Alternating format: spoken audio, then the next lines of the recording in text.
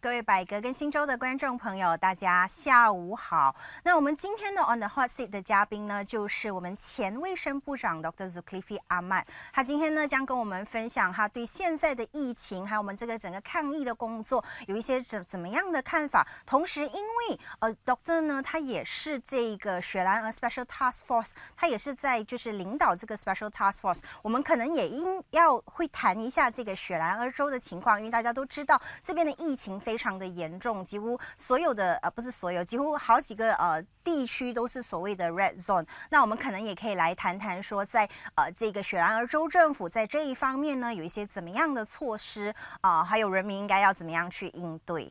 那过程当中呢，欢迎各位观众朋友提出你们的疑问。那制作人如果觉得适合的话呢，会让我来向这一个 Dr. Zul 来提问，来解答你们的疑虑。废话不多说，让我来欢迎今天的这个嘉宾 Dr. Zul. Yes. Over to you. Welcome to our show today. Thank you so much. Thank you for having me. Yeah, thank you. Well, I understand that you must be very busy leading the special task force, and maybe Not as busy as before, though. yeah, okay, maybe you would be having some other perspective, when you are actually like not as busy as before. But maybe, Dr. Zul, can we start with your reading of the current situation of our combat, of the nation's combat against the COVID-19? Right. Okay, Legion, thank you for having me again. Yeah, but I must say at the outset, Yes. that you use the word combat. Yeah, combat against the virus is called now SARS-CoV-2. Okay, that's the name of the virus now. Yes. Internationally accepted. Okay, and the disease is COVID-19. COVID-19. Yes. Coronavirus infectious disease 19. Okay. It appears in December 19. Okay, let me just since you use the word combating SARS-CoV-2, then you have used it very appropriately. To me, and well before, I've always seen to undertake this is almost like undertaking a war. Yes. Like any war, you require a strategy and a strategic plan to win. Yes. Right. Yes. So I must say that it's not just about mobilizing your resources. Yes.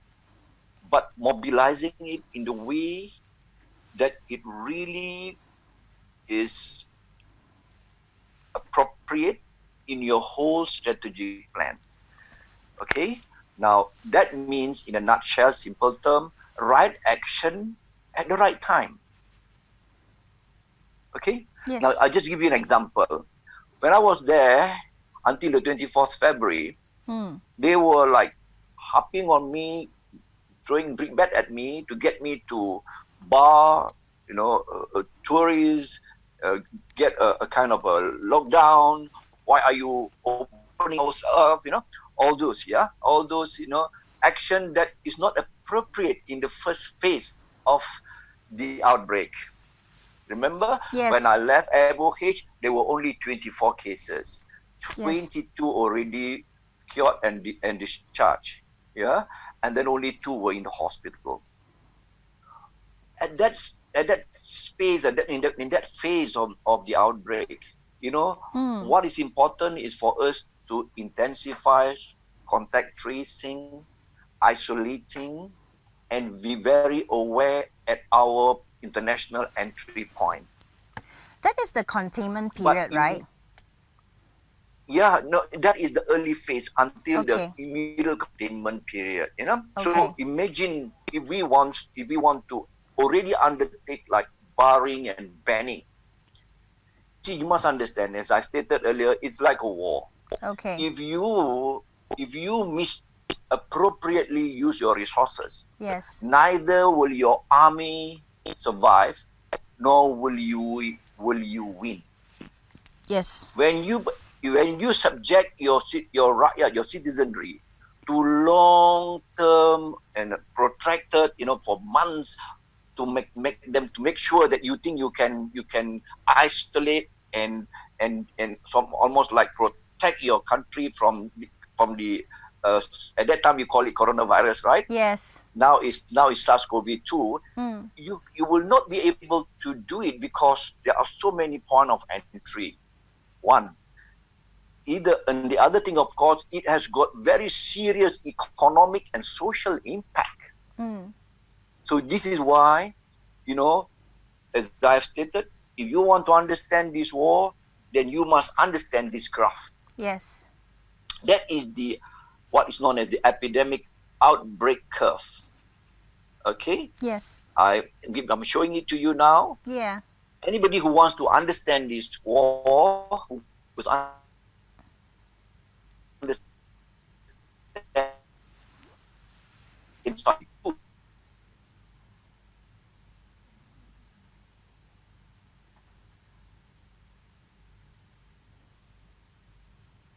in a very in a way that is most unfair.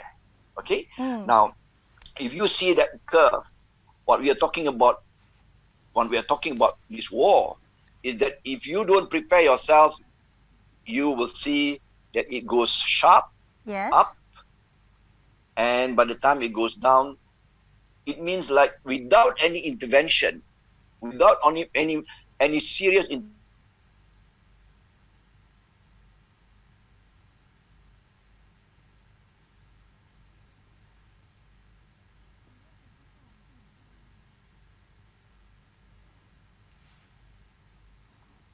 your healthcare facilities able to manage those patients.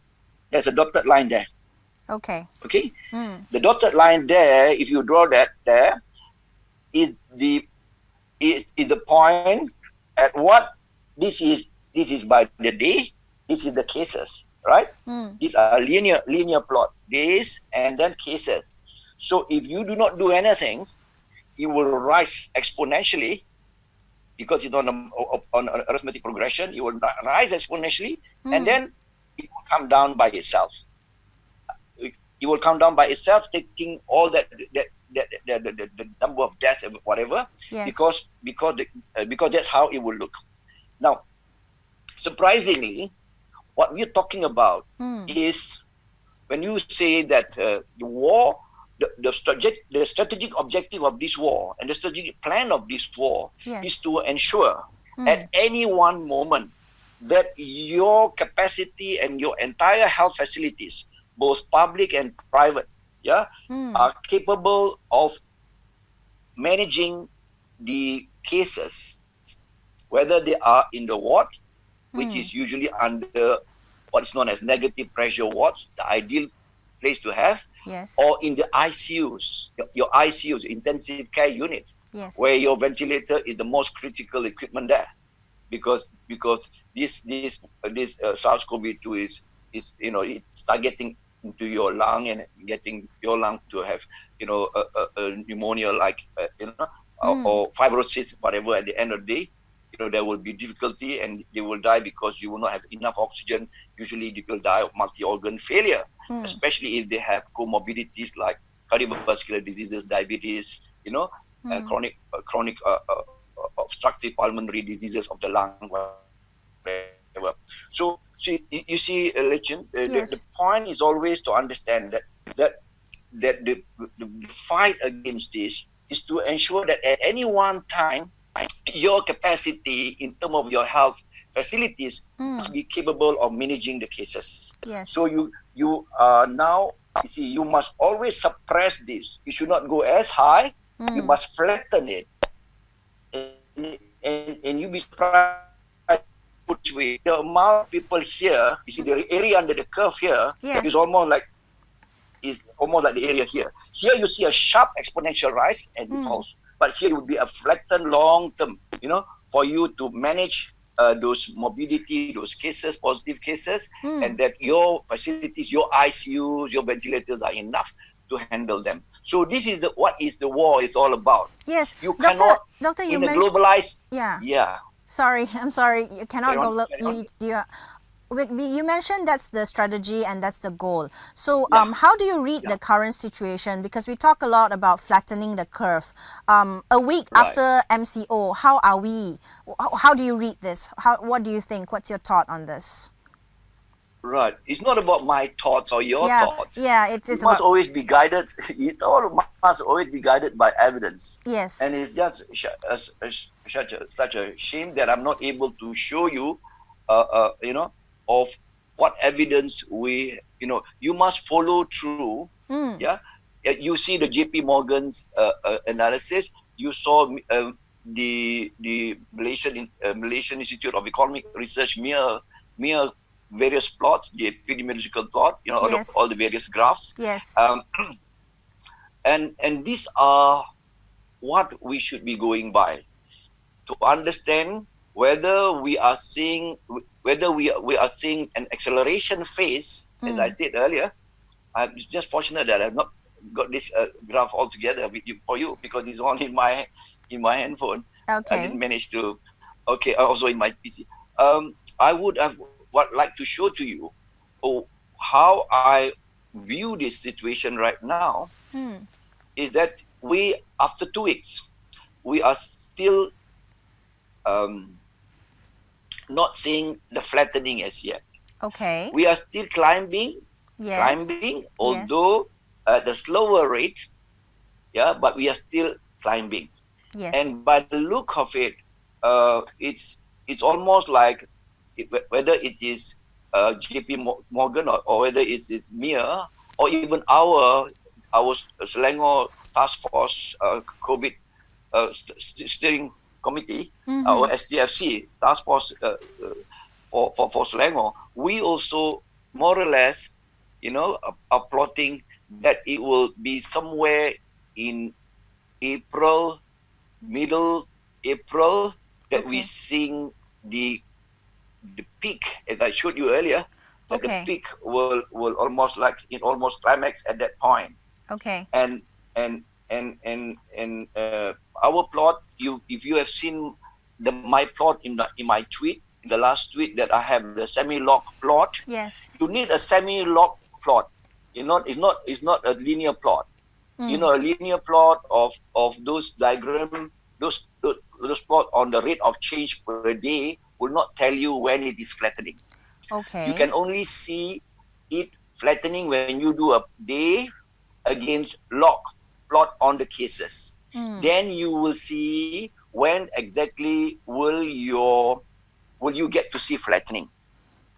It's unfortunate that people don't quite understand this. Okay. But you can see if you I've shown you in my tweet. I wish I can, it is in my mobile phone. Yeah. In my tweet, if you refer to my tweet, you see that the one that I compare with South Korea, South Korea is already witnessing a flattening. Yes. Yeah, while Iran is still climbing, and we are climbing even at a sharper gradient. This is why I say, in very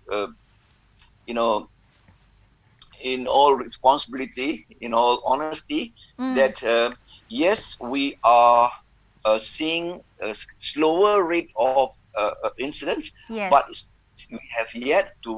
we have yet to come to that peak. And the peak, for your information, will be is predicted by way of this simulation, is predicted to be somewhere in the middle of April.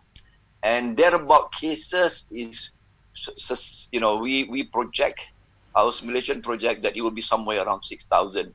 And how many have we today?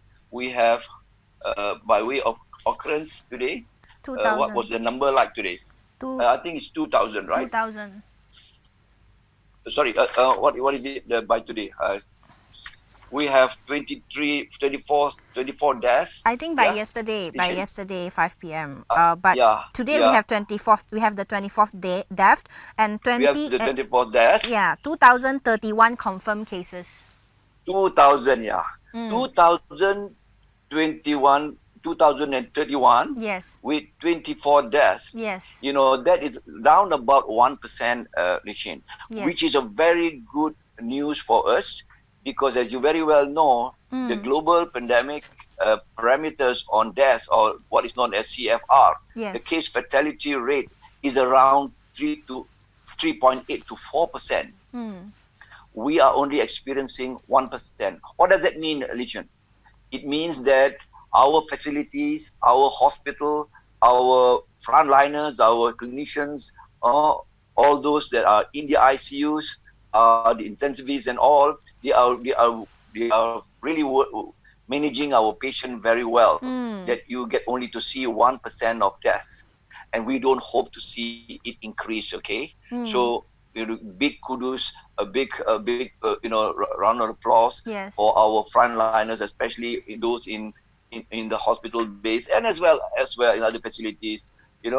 Are managing our patient very, very well at their expense sometimes. You know that very well. So yes, but the issue becomes religion. The issue becomes, would it be sufficient for us to only lock down like this, or to only get the MCOs done, or the movement control orders?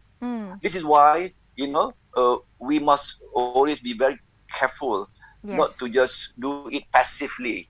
So well before the MCOs, particularly when I was in the MOF, in MOH, I was always with the DG. I always emphasize on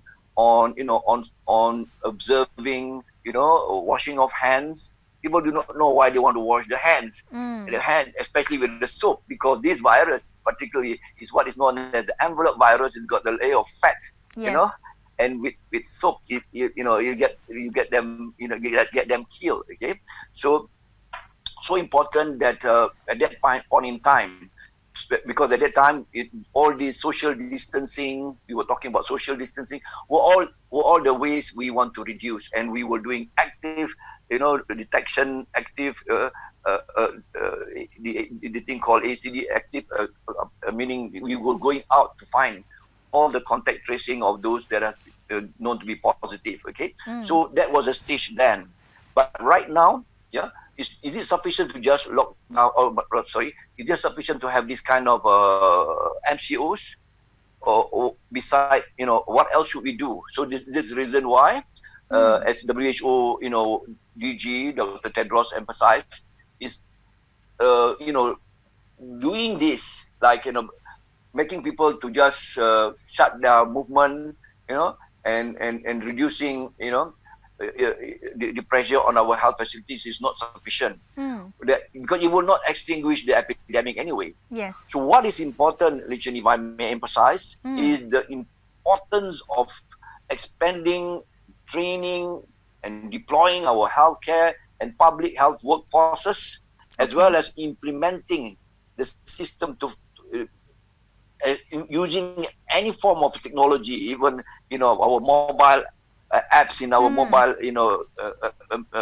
phone, using this, which are the smart way of doing it, is to detect all this. So you get to do and ramp up your what is known as the search and to trace and to track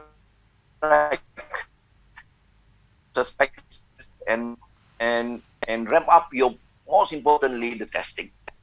Okay. Yeah, I can talk, but you better interject me. Okay. So that's how I see it in a nutshell. What need doing for the time being? Yeah. Okay, doctor, I have two questions. Flattening the curve. Yeah, I have two questions. You said that our frontliners are doing a very good job in containing the mobility.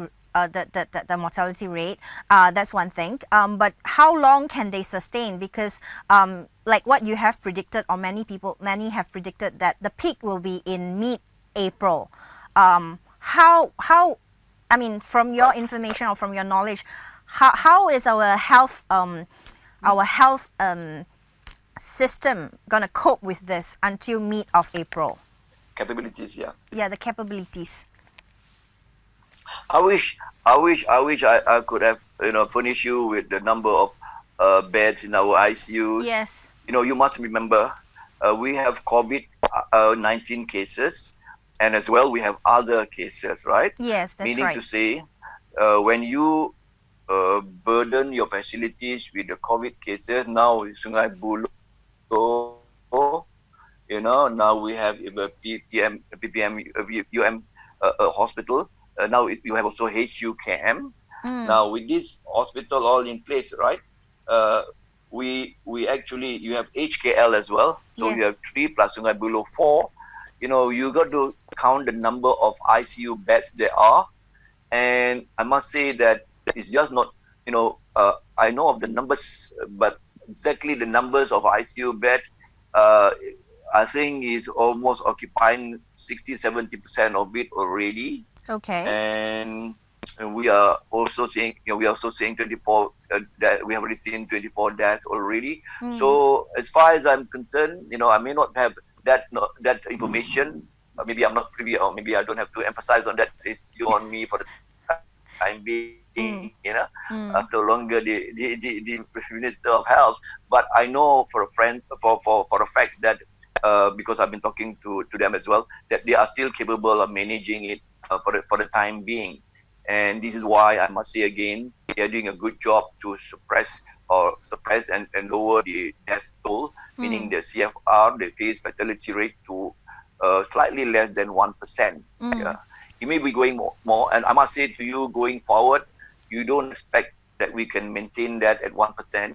You may be able to, God forbid, it may be increased to 1.5, meaning to say that you will see more deaths. But that will very much depend on Legion, on our capacity, our capability, and hence the reason why the request to buy ventilators, to ask for philanthropies and NGOs and everyone else to come and purchase these ventilators is so critical, because patients, they usually die because of pneumonia, because of fibrosis, because this SARS-CoV-2 attacks the lung, and especially you have other diseases like, as I said to you earlier, COPD, cardiovascular diseases, diabetes, and even, hypertension and others. These are the greatest threat, because they usually die.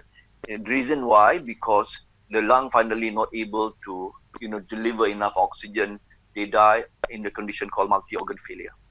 Okay, Doctor, just now my second concern is about the way that you said apart from our capabilities, it's also we should take much more preemptive measures on top of MCO now. You mentioned about test kits. Yes. And also you mentioned about Korea. Korea had a very successful cases in testing. I was reading about it. They can test about the capacity of testing. It's about, if I'm not wrong, it's about like 20,000 a day.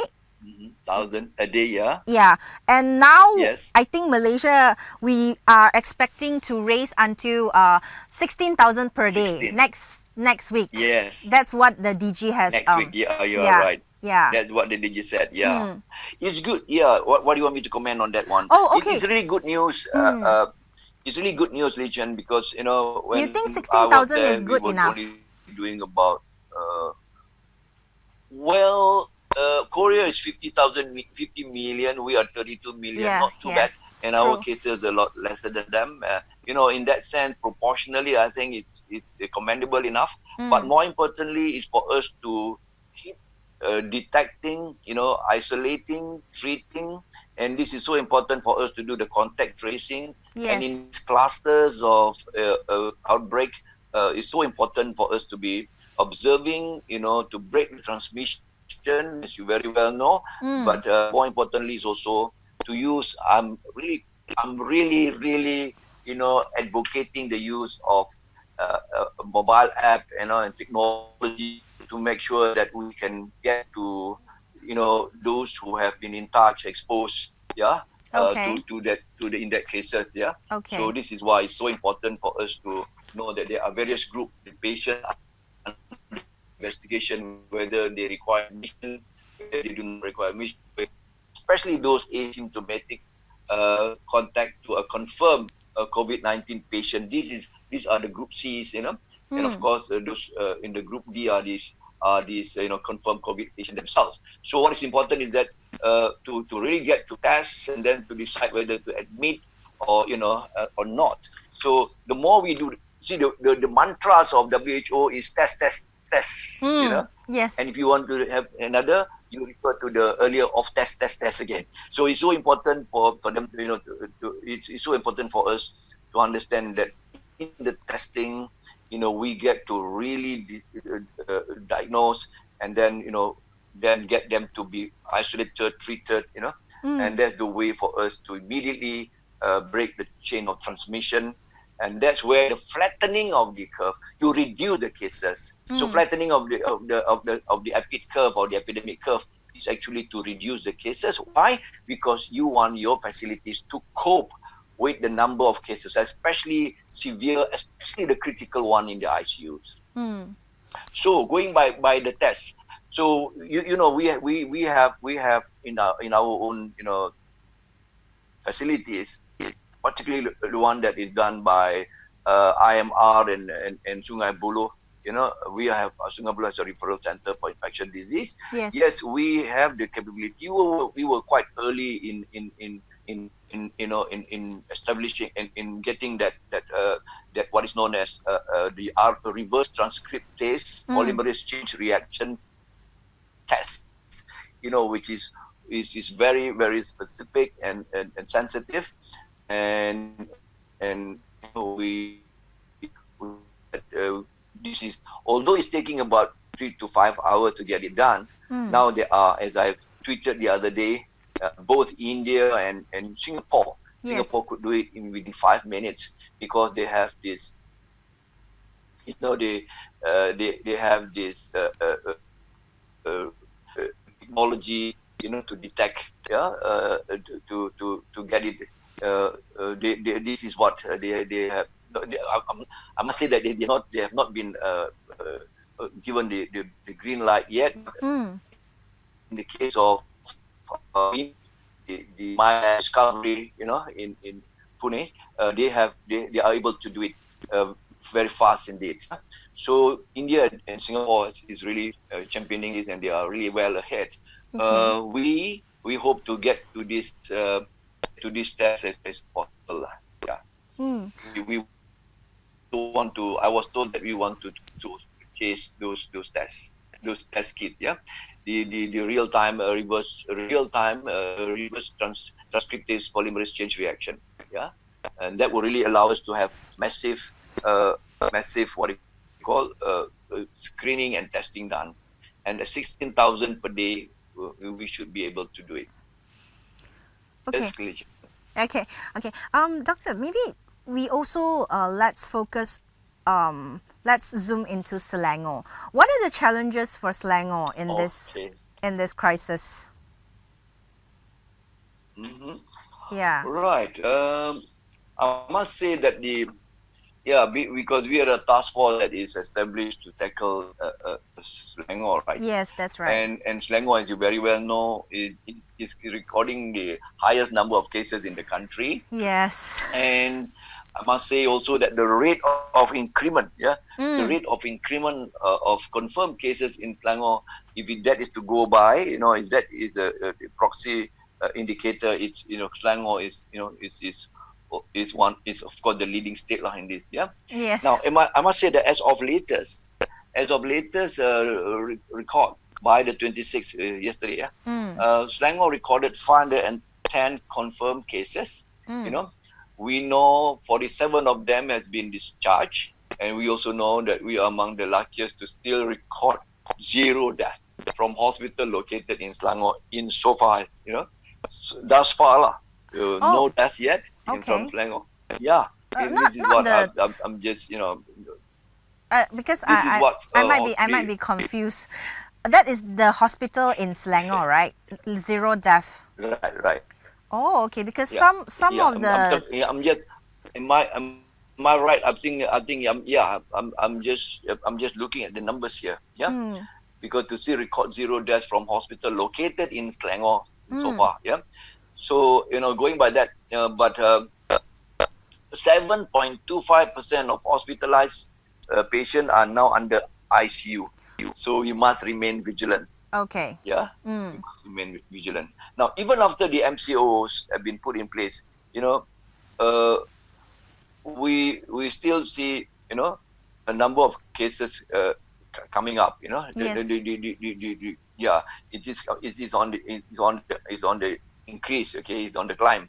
So this is of course you got to anticipate that, because people are, we will still see, okay, you got to anticipate that. For one reason, people are more stationary, so it facilitates contact tracing process. You have got MCOs now done, but then because they are less mobile, because they get to see more contact tracing done, so you have a slight increase. And of course, secondly, is because we have better lab testing capacity as time goes by. As we have said earlier, we will be doing 16,000. So actually, it's not about an increase as such, but because it's not because it's because we are doing more. So you got to see higher. We got to see an increase of that. Yeah? We are doing more tests, right, doctor? More testing, more testing, and also people are at home to be, they can also, in that sense, they can be better access for the contact tracing, and they can be easily found, So because of these two reasons, you'll see, you still see number of confirmed cases going up. So I must say that it is true that we've got to work harder. But the fact, I want to make a mention of this. We have in our task force the capacity to actually zoom into, because we have this geo mapping thing. We can actually see, if, for example, there is one particular positive case of what you call of COVID-19 patient, right? Yes. Actually, you can actually zoom into where he stays, where he works, and around the radius of 5 meters or whatever, a particular radius. You can actually, you see our kind of dashboard. You can actually do better analytics than that. You can see, for example, how many children under 5 years old are around those clusters.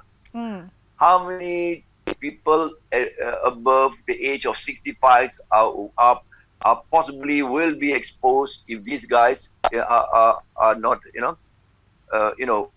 because you get to know that they can be exposed through that way. And even women who are in the reproductive age, how many are around? So these are very important dashboard that will give you more information, more bioinformatic or analytics.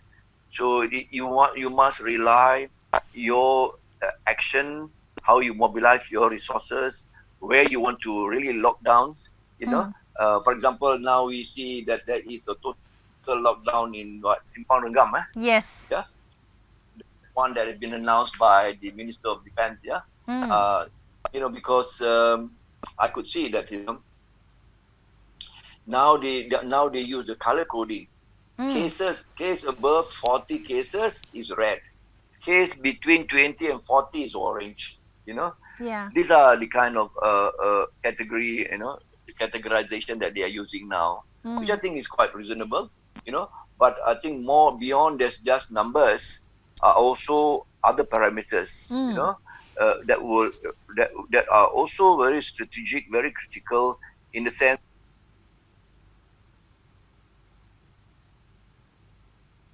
of patient densities, children, by way of population, by way of the extreme of ages, or children and oldies are there, and all the other things that will also make you to be able to analyze those data. So it's very important that data collection and data sharing is important, and people like us in the task force, we rely a lot on the pejabat kesihatan daerah, finally on even MOH to share data, so that the facilities, hospital facilities, get to give us, because it's so important for us. We don't want to know the patient's name. We don't want to know patient's identity, or or their mobile number, or whatever. It's got to be anonymous. We are not into patient. We must defend patient protection, data protection. But what we need to know, more importantly, is about those issues, those parameters of when is the day of onset of symptom, when are they discharged, yeah, and then when are they discharged, and are they still in the hospital and whatnot. These are clinical data that is so important because, as you very well know, it will determine the incubation period, of you got to go 14 days before and 14 days after, yeah. So that those are the thing that so important for us to get good data from responsible facilities. Yeah. Yeah. So yeah, that's my response to your question. Okay, I have a question actually from one of our audience, Momo Tan. So she is asking, until what point is it safe to remove the MCO? That's a good question. Yeah, because Well, you mentioned that the peak is mid-April, and now the MCO has actually extended until 14th of April. Okay, that is the $1 million question lah. Because yeah, in the first place, why you put in the kind of partial lockdown or the movement control orders is also very important. And also, when do you lift it up, or when do you lift it? Okay, so these are ongoing discussion among policy makers. Of course, policies are driven by science and by evidence. Yes. Yeah. So this is so important for us to understand why they have to execute the partial lockdown or the movement restriction or control orders. Yeah. Yes. Now, we could see that it was really escalating. It was in the acceleration phase. If you see that graph, it was really going up exponentially. Yeah. It's not linear though. It's not linear. Yeah. Going from 25, 50%, then into 100% is fast if it's exponential plot. Yeah. So it's not linear. So, but then they took the action to me quite appropriately when he was climbing. And although we are seeing a decrease of the rate of change day to day, but as I've said, we have not plateaued. We have not, come over the peak yet. Yeah. So we may be coming over the peak and very soon. Yeah. But by the look of it, the simulation and the projection is that we will be like somewhere around mid of April. The question becomes, when can you lift this order? Yes. That is a judgment call. I would dare say that we could do it. This is very important among our task force members. We were discussing about this, because if you immediately lift it up, and we would be like back to business as usual, all right? While the virus are still around, yes, it may cause, it may cause. This is what ID, infectious disease clinicians, epidemiologists, and public health physicians are also worried. So we want to see that when you lift it up, there's got to be a kind of a waning or a step down kind of approach. You still observe all the social distancing. You limit your movement, and you can do it. What in my task force we call it gradated, GRADATED, gradated measures to wane off this partial lockdown or these MCOs, so that as you have seen the flattening of the curve, it will take some time before it will really flatten off. After, it's going to be a long while. As we have said, it's a long haul. This fight is a long fight. It's a long haul. It is a marathon. So for how long the marathon is so important. You know why? Because if you see now, after getting the RO, the reproduction numbers, which is called R naught. I don't know whether it's technical now. R naught is the index of how many one positive patient can infect others. Yes. If it is infecting two people, it is R RT2, okay, then RT4. You see, measles have got R naught of about 13 to 18, very infectious. Okay, now SARS-CoV-2, thereabout is, I was told, is about 3.6 thereabout. But RT is always shifting. The number is always shifting. It depends on the host. It depends on nutritional status of community. It depends on climate. It depends on temperature. It depends on a lot of parameters.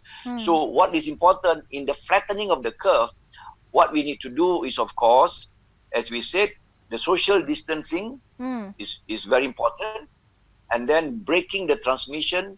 What is meant by breaking the transmission? If you arrange what is known as light, what do you call that? Munchies. What do you call that? Matches. Munchies, right? Matches, right? Matches, right? Breaking the transmission is if I can get to you to imagine it. If you arrange it like that way and you light on one end, it will be lighted right to the end, right? Yes. If you light the matches, light one of it, then you will light right to the end, right?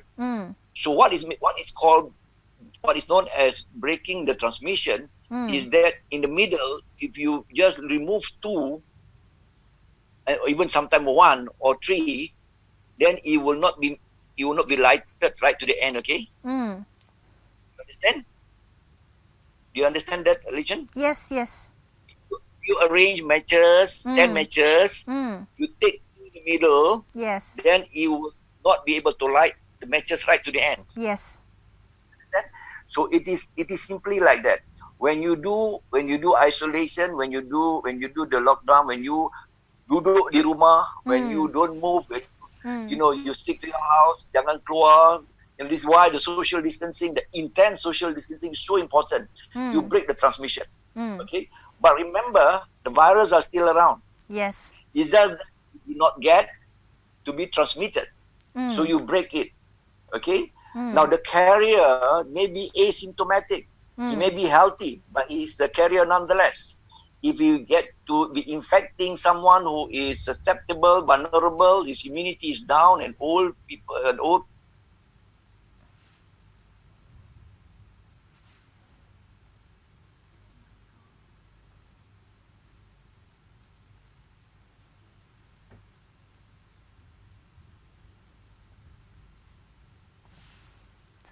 they're going to be a reverse infection.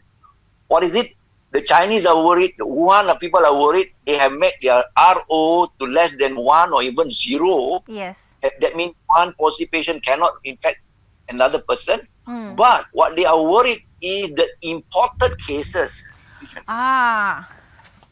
See, people coming back from outside, whether they come back from Italy, whether they come back from US or Iran or wherever, coming back from all these epicenters, they are worried that they will be getting back all this transmission and infection.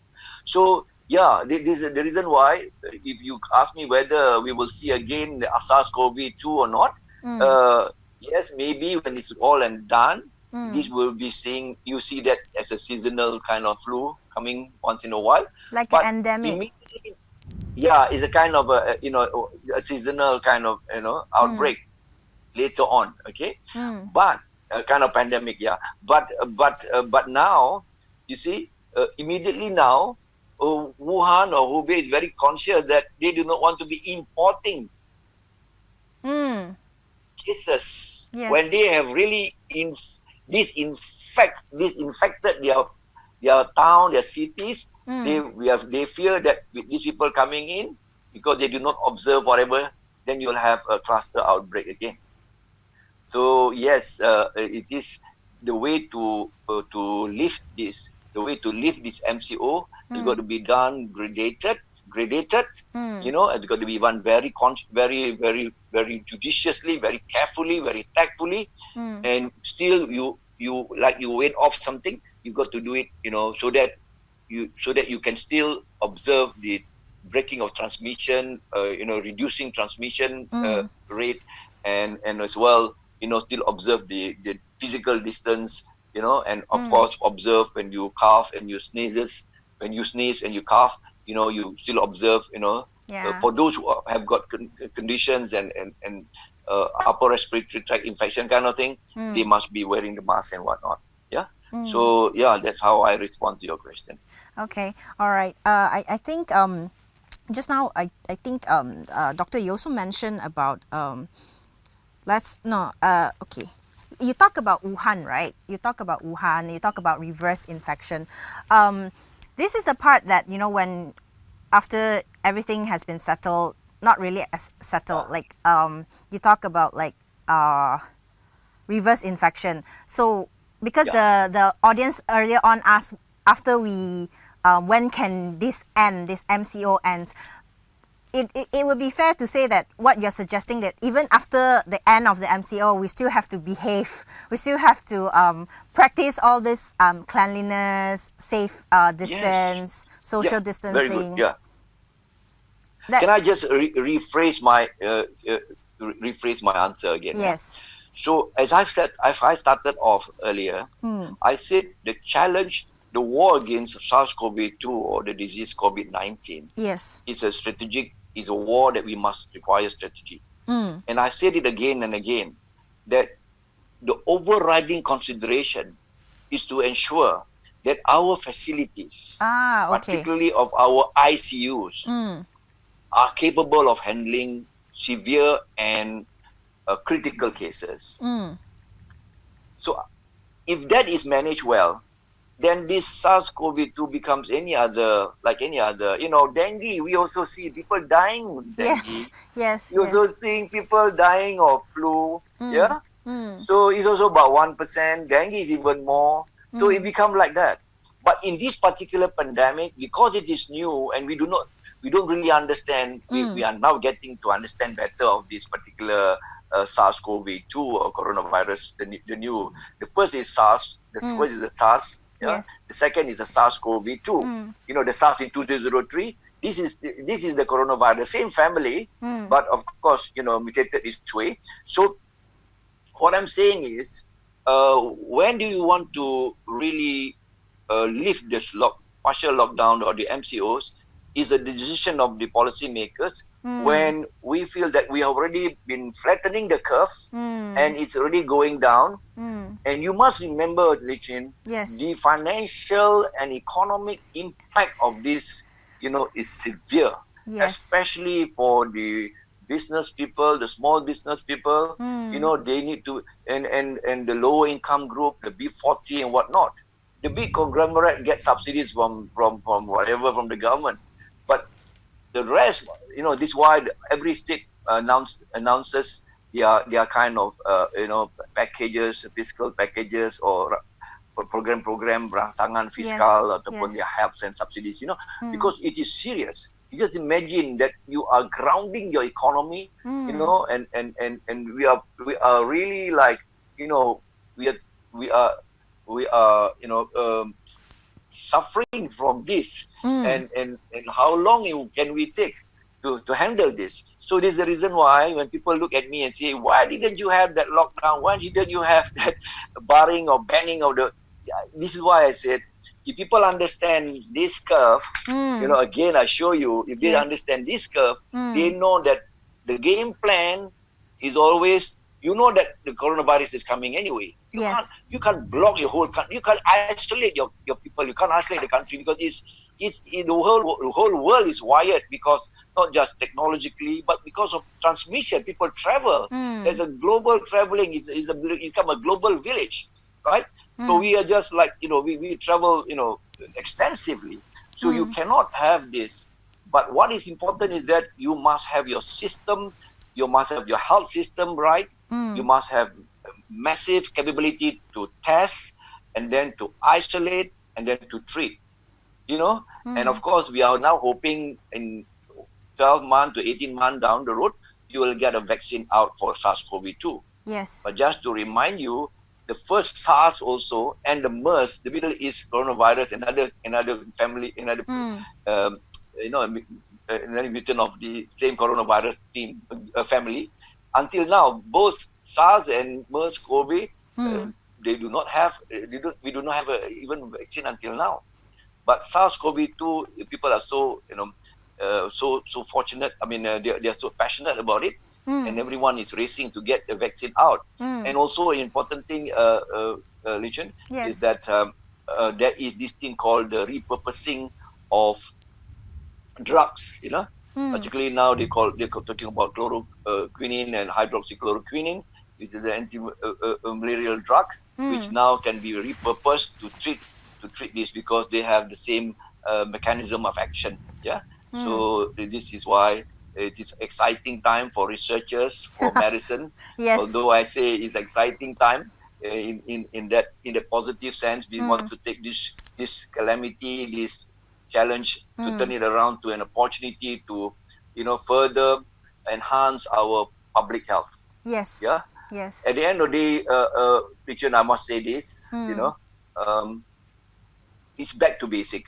It's not about vaccine per se. It's not about that super drug, or repurposing of drugs. It's back to basic of humanity, understanding of what is important in securing health, a state of not just free of physical diseases, but as well mental health. We have not talked about how this SARS-CoV or COVID-19 disease is causing a lot of mental stresses and mental challenges, and the social impacts on the family and whatnot, especially during lockdown time.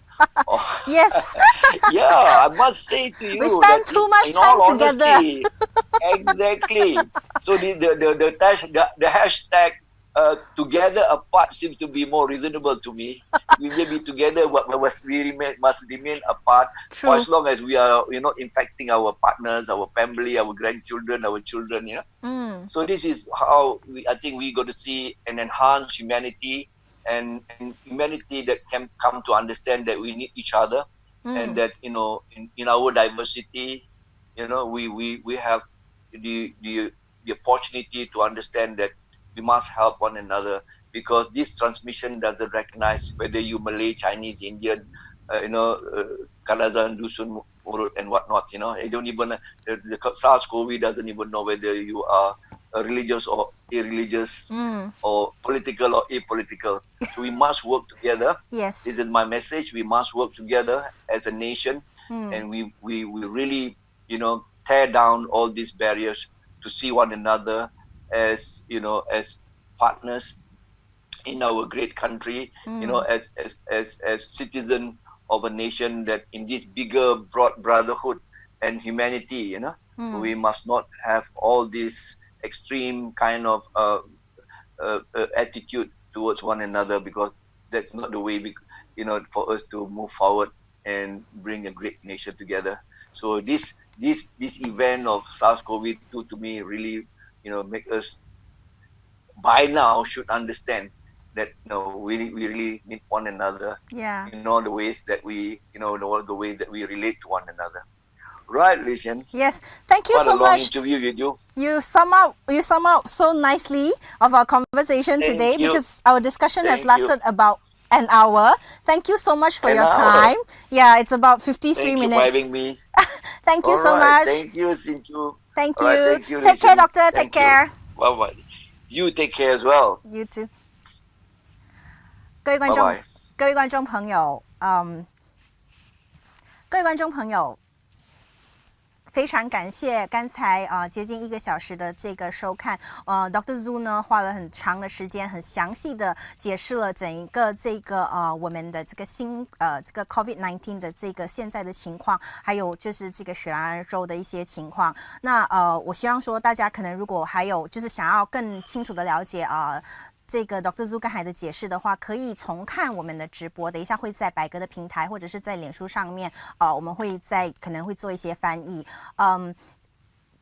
接着呢，就是接下来的日子，百格就是接下来还有2个礼拜的时间，我们会继续在这个新冠肺炎期间呢，带给大家各种不同的资讯。欢迎大家留守百格，留守新州，谢谢，我们再会。